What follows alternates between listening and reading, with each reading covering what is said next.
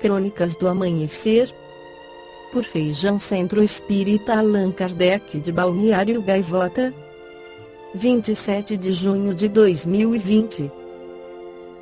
O sucesso da Tailândia na luta contra a Covid-19 teve um preço: desespero e suicídio. Parte 2.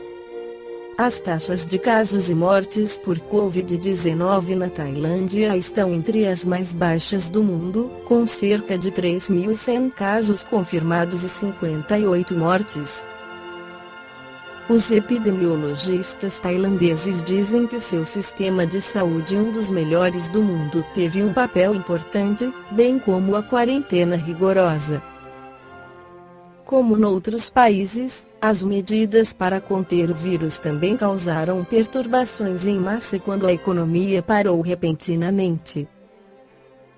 Lojas, escritórios, shoppings, mercados, fábricas, ginásios, restaurantes e bares foram obrigados a fechar. Voos domésticos e internacionais foram suspensos. As poucas empresas que permaneceram abertas, como supermercados, foram obrigadas a fazer verificações de temperatura à porta e fornecer desinfetante aos clientes. Enquanto isso, as pessoas receberam ordens para ficar em casa e, se saíssem, eram obrigadas a usar máscara.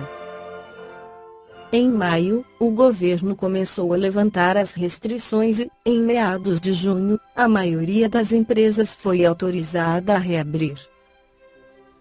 No entanto, um dos maiores custos da pandemia de Covid-19 foi a saúde mental dos tailandeses.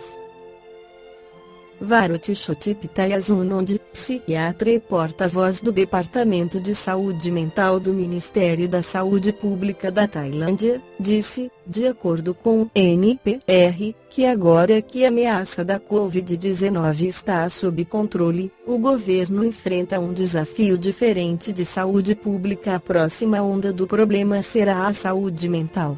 De acordo com o relatório global de 2016 da Organização Mundial da Saúde (OMS) sobre saúde mental, com 14,4 suicídios em cada 100.000 pessoas, a Tailândia tem a maior taxa de suicídio no sudeste da Ásia.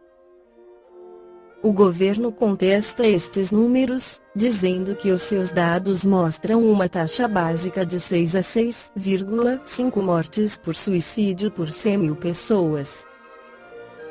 O que as autoridades não contestam é que as dificuldades econômicas trazidas pela pandemia e crescente desemprego provavelmente levarão a um aumento de suicídios. Para compensar as dificuldades econômicas, o governo lançou, em março, um programa de ajuda financeira que desembolsa 5.000 baht €142 por mês, durante 3 meses, para pessoas cujos rendimentos foram afetados. Quase 29 milhões de tailandeses se inscreveram.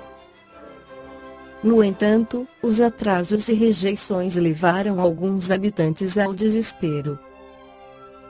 Em abril, uma mulher bebeu veneno de rato do lado de fora do Ministério das Finanças para protestar contra o longo processo de inscrição para receber ajuda de €142.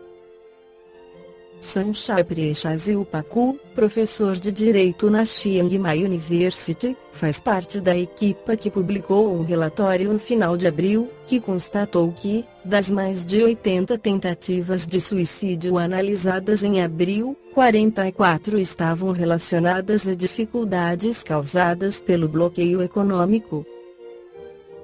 Chotipitayazunonde estudou o padrão da crise financeira asiática de 1997 para preparar a resposta para esta. Uma profunda recessão e esmagadora austeridade resultaram no aumento de suicídios na Tailândia lentamente no início, atingindo 2 anos depois, em 1999, 8,6 mortes por suicídio por 100.000 habitantes e com taxas acima da média inicial durante 5 anos após o impacto. Estudos sobre a crise financeira global de 2008 correlacionaram o desemprego com o aumento do número de suicídios nas regiões ao redor do mundo. Um relatório das Nações Unidas de maio soou o alarme sobre a necessidade de ação sobre o impacto da Covid-19 na saúde mental. Na Tailândia, muitos dos setores mais cruciais da economia foram severamente afetados pelo bloqueio. O turismo, que representa 20% do PIB nacional, entrou em colapso quando as fronteiras internacionais fecharam e as companhias aéreas suspenderam os voos. A manufatura representa 30% do PIB, mas as fábricas foram fechadas e as exportações terão dificuldade em recuperar, pois o comércio global permanece incerto. A Tailândia controlou a disseminação do vírus em parte por causa de uma vasta rede de mais de 1 milhão de voluntários de saúde, que foram de porta em porta verificar temperaturas, distribuir conselhos de saúde pública e eliminar informações erradas. À noite, costuravam máscaras e, pela manhã, distribuíam-nas pelos vizinhos. Agora, os mesmos voluntários receberão treino básico para reconhecer estresse, desgaste e ansiedade. Se um de seus vizinhos estiver a exibir sinais de possível depressão ou ideação suicida perigosa, terão de os encaminhar para enfermeiros, assistentes sociais ou psiquiatras. O Departamento de Saúde Mental lançou um programa para ajudar os tailandeses a enfrentar a crise de saúde mental, que inclui um plano de prevenção chamado de vacina mental, destinado a fornecer diretrizes para desenvolver resiliência mental e encontrar formas de adaptar as atividades aos desafios das comunidades. Para criar autoestima e uma sensação de controle, as vilas podem designar trabalhadores voluntários para trabalhos na comunidade como uma forma de lhes dar uma sensação de propósito no momento incerto. As famílias podem ajustar os seus papéis para partilhar os encargos causados pelo período de perturbação da pandemia. Se um perder o emprego, outro membro da família poderá assumir um trabalho empreendedor, como vender alimentos cozidos nos mercados recém-abertos, por exemplo. As comunidades podem promover uma sensação de segurança e tranquilidade com informações medidas e transparentes sobre a Covid-19 e disseminar dicas sobre como lidar com o estresse e a ansiedade. Os líderes e sábios das aldeias estão a ser incentivados a reunir os seus bairros para se ajudarem uns aos outros. Na crônica do amanhecer anterior falamos sobre as causas e colocamos o depoimento de um espírito suicida.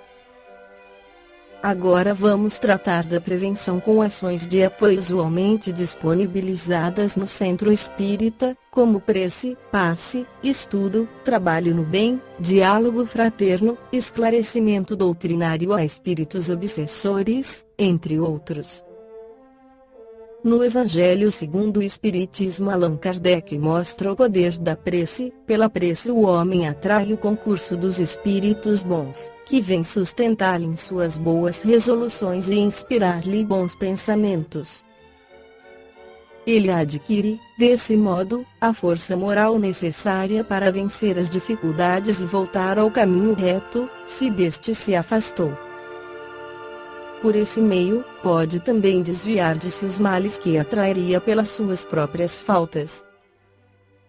Um homem, por exemplo, vê sua saúde arruinada pelos excessos que cometeu e arrasta, até o fim de seus dias, uma vida de sofrimento. Terá o direito de queixar-se, se não obtiver a cura que deseja.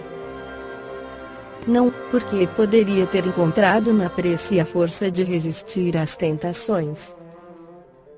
Além da prece, o Espírito Emmanuel no livro Pronto Socorro apresenta um roteiro para prevenir o suicídio. Quando a ideia de suicídio, porventura, te assome à cabeça, reflete, antes de tudo, na infinita bondade de Deus, que te instalou na residência planetária, solidamente estruturada, a fim de sustentar-te a segurança no espaço cósmico. Em seguida, ora, pedindo socorro aos mensageiros da providência divina. Medita no amor e na necessidade daqueles corações que te usufruem a convivência. Ainda que não lhes conheças, de todo, o afeto que te consagram, e embora a impossibilidade em que te reconheces para medir quanto vales para cada um deles, é razoável ponderares quantas lesões de ordem mental lhes causarias com a violência praticada contra ti mesmo. Se a ideia perniciosa continua a torturar-te, mesmo que te sintas doente, refugia-te no trabalho possível, em que te mostres útil aos que te cercam. Visita um hospital, onde consigas avaliar as vantagens de que dispões, em confronto com o grande número de companheiros portadores de moléstias irreversíveis. Vai pessoalmente ao encontro de algum instituto beneficente, a que se recolhem irmãos necessitados de apoio total, para os quais alguns momentos de diálogo amigo se transformam em preciosa medicação. Lembra-te de alguém que saibas em penúria e busca avistar-te com esse alguém, procurando aliviar-lhe a carga de aflição. Comparece espontaneamente aos contatos com amigos reeducandos que se encontrem internados em presídios do teu conhecimento, de maneira a prestares a esse ou aquele algum pequenino favor. Não desprezes a leitura de alguma página esclarecedora, capaz de renovar-te os pensamentos. Entrega-te ao serviço do bem ao próximo, qualquer que ele seja, faze empenho em esquecer-te, porque a voluntária destruição de tuas possibilidades físicas não só representa um ato de desconsideração para com as bênçãos que te enriquecem a vida, como também será o teu recolhimento compulsório à intimidade de ti mesmo, no qual, por tempo indefinível, permanecerás no envolvimento de tuas próprias perturbações. A prece é de valor inestimável para os que sofrem. Devemos orar sempre que estivermos diante de um desafio existencial, sempre que formos atingidos pelas provações da vida.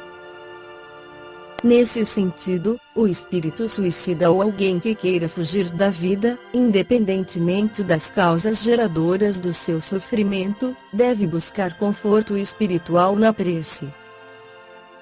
Esta foi a crônica do amanhecer de 27 de junho de 2020.